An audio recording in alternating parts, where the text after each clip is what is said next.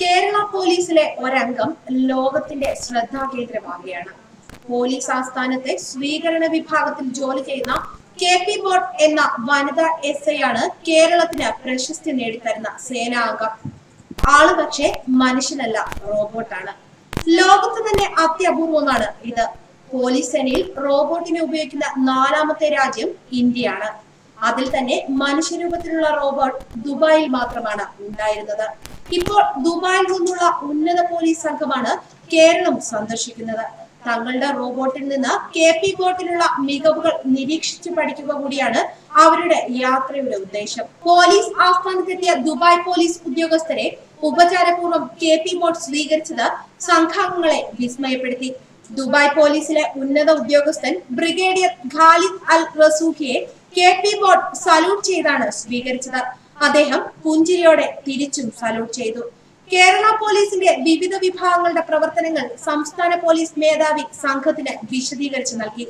കേരള പോലീസിന്റെ ശാസ്ത്രീയ കുറ്റാന്വേഷണ രീതികൾ, ട്രാഫിക് മാനേജ്മെന്റ് സംവിധാനം, സ്റ്റുഡന്റ് പോലീസ് കേഡറ്റ്, റോബോട്ട് സംവിധാനം, സംസ്ഥാനത്തെ നീതിന്യായ വ്യവസ്ഥിതി, സൈബർ പുരോഗതികൾ എന്നിവയെക്കുറിച്ചും സംഘം വിശദമായി ചോദിച്ചറിഞ്ഞു. ലോകത്തിലെ പ്രധാനപ്പെട്ട ഒരു സമ്പന്ന രാജ്യത്തിന് കേരളത്തിൽ നിന്ന് ഏറെ പഠിക്കാനുണ്ടാകുന്നു എന്നത് ശ്രദ്ധേയമായ വസ്തുതയാണ്. ലോകത്ത് തന്നെ പോലീസ് വിഭാഗത്തിൽ റോബോട്ടുകളുടെ സാന്നിധ്യം വിരളമാണ്. KP ബോട്ടിനെ സേനയിൽ ഉൾപ്പെടുത്തുന്നതിന്റെ ഔപചാരികമായ ഉദ്ഘാടനം കഴിഞ്ഞയാഴ്ച മുഖ്യമന്ത്രി പിണറായി വിജയനാണ് നിർവഹിച്ചത്. പോലീസ് ആസ്ഥാനത്തെത്തുന്ന സന്ദർശകരെ സ്വീകരിക്കുക ഇനി KP ബോട്ടിന്റെ ചുമതലയാണ്. വനിതാ SIയുടെ റാങ്കാണ് ഈ അംഗത്തിന് നൽകിയിരിക്കുന്നത്. വഴികാട്ടിയാകാനും വിവരങ്ങൾ നൽകാനും അത്യാവശ്യം ചോദ്യങ്ങൾക്ക് മറുപടി നൽകാനുമായിട്ടാണ് KP ബോട്ട് നിയോഗിക്കപ്പെട്ടിരിക്കുന്നത്.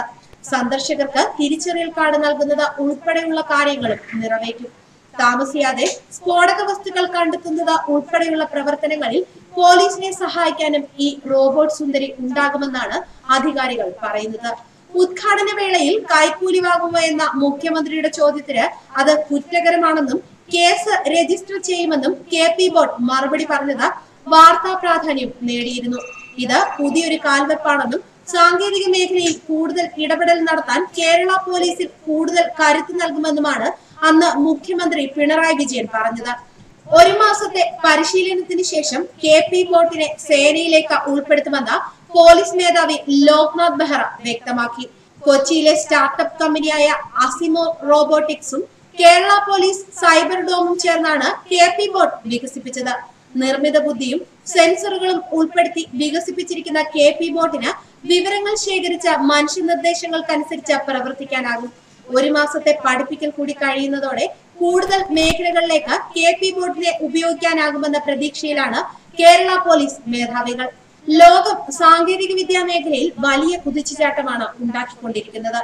ഇതിൽ മനുഷ്യരുടെ ജീവിത സാഹചര്യം ലഘൂകരിക്കുന്നതിനും അടിയന്തര ഘട്ടങ്ങളിൽ സേവനം ലഭ്യമാക്കുന്നതിനും വേണ്ടി കണ്ടുപിടിക്കപ്പെട്ട റോബോട്ടുകൾ തന്നെയാണ് ഈ നൂറ്റാണ്ടിലെ താരം.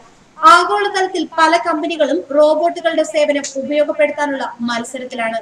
ഇവിടെയാണ് നിർണായക കാൽവയ്പ് നടത്തുവാൻ കേരളത്തിനായത്. ന്യൂസ് ഡെസ്ക് മലയാളി വാർത്ത.